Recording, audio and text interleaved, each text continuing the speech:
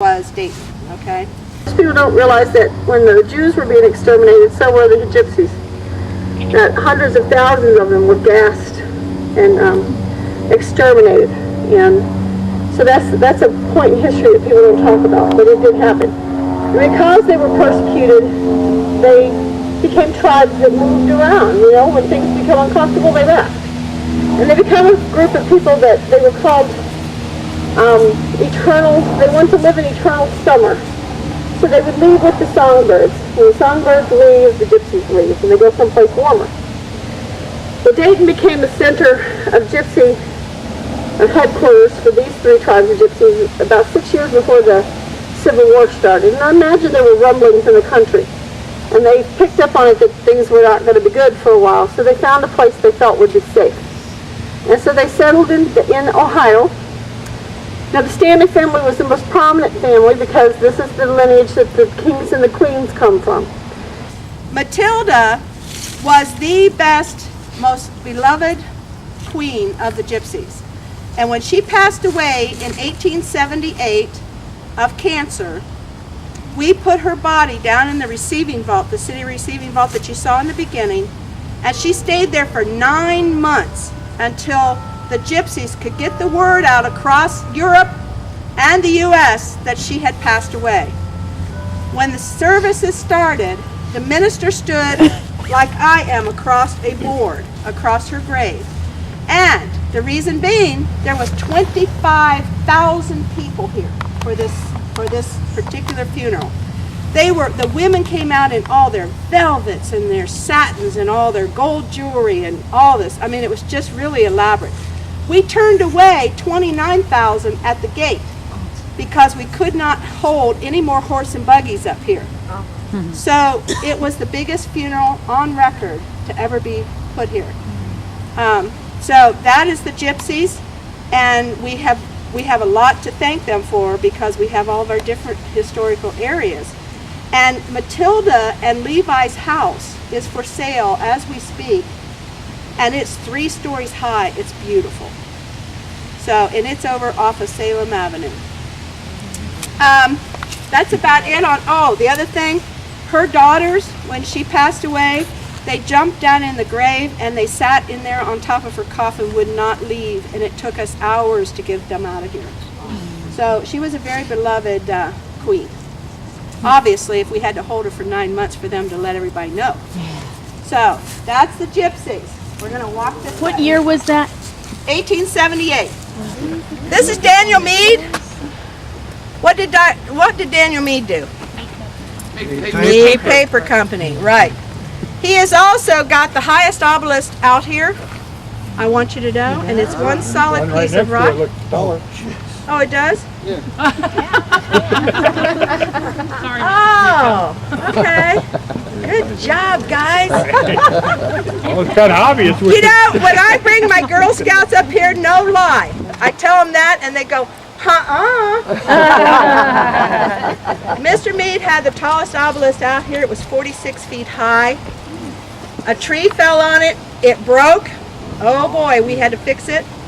But we could not. This is one. The obelisk from the bottom of the obelisk up is one piece of granite. Okay. So we had to just cut it off there and finish it. So now Mr. Collins has the highest obelisk out here, and his is 42 feet high. And that is one solid stone. Both of them. Mr. Collins. Mr. Collins, like I said, has the tallest obelisk out here. He was also a railroad engineer, and he helped form the Cincinnati-Hamilton, Ohio railroad line. Mom Wright died on July 4th, 1889, and Dad came out to Woodland. He found another spot that was fairly well lit and he was really happy with. But Wilbur came and said, I think this spot would work out much better. This spot was selected and purchased on July 5th, 1889 for $135 this plot. And Dad Wright then bearing the light of his life, Susan Catherine Kerner Wright. She had consumption, and as she had struggled over the years, And do you know what consumption is? Tuberculosis. And it took many people that we knew, friends of our family. And Susan was a mathematician. She was the one who really worked with Wilbur and Orville. And she believed that all boys should know how to cook and sew. And Dad Wright believed that all girls should have an education so they'd be able to support themselves. Dad Wright also believed if you were interested in something, you should be encouraged. And whatever we were interested in, we were certainly encouraged.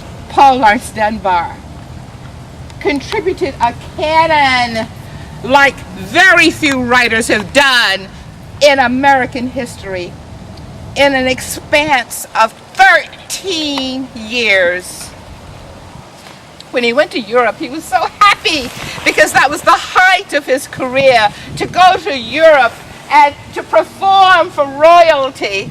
And do you know his agent got on the boat after all of the recitals were completed and all of the money was collected and told him to swim home. Jeez. He had to struggle in England and find a way to get back to the United States, which almost took a year before he was able to return to his beloved Dayton, Ohio. Well, anyway, I'm John Van Cleef. I'll tell you a little about myself, but the first thing you want to know probably is that I bought the original land for this and founded the Woodland Cemetery. But let me tell you a little about myself first. In 1796, my father and several others moved to Dayton area from Cincinnati, and he moved here because he had just witnessed his father being scalped by Indians in Cincinnati. So Dayton was just starting a new settlement, and so him and several others moved to the Dayton area to settle here. My mother, Mary, was the first bride of Dayton, and I was the first male child born in Dayton. Mary Newcomb. I'm Mary Newcomb. And you're all caught I up. was brought here in 1796 by my husband George. Okay? I had the first child born here, 1800. Mr. John Van Cleef wasn't born until 1801. He was the first boy child. Okay? We ran a tavern called the Newcomb Tavern. And what it was a precursor to hotels, because journey people would come over horseback or whatever, and they would stay at our tavern upstairs. We had bedrooms, and so they would stay overnight. We fed them, so it was kind of like a precursor to hotels or bed and breakfasts. My husband was the first sheriff, and he ran a post office, which Benjamin was the postmaster of. We had kind of a little store too. It kind of did a lot of different things, okay? And it was also at one time a church. But when my husband was sheriff, when we would have a criminal come along, he would put that criminal in an old dried up well until his court date, and then we would have court. Obviously, he couldn't get out. There was I mean, that was a perfect jail. That's the highest point in Dayton. You see why John picked this area. Beautiful. Two different faces. John was a very nice man on one side and a very harsh man on the other side. When he started National Cash Register, he wanted to make sure that his employees were very comfortable, so he put windows in his factory. He gave them a cafeteria to eat in. He gave them Old River to play in, and he let them take 2 baths a week on company time. He was a very generous man. Problem was, he was not as generous to his management staff. If his management staff would come to work and find their desk outside on fire, they knew they were done. So there he coined the phrase, "You're fired." See the tree? That tree stone? What that symbolizes is a life cut short. Okay, like a young person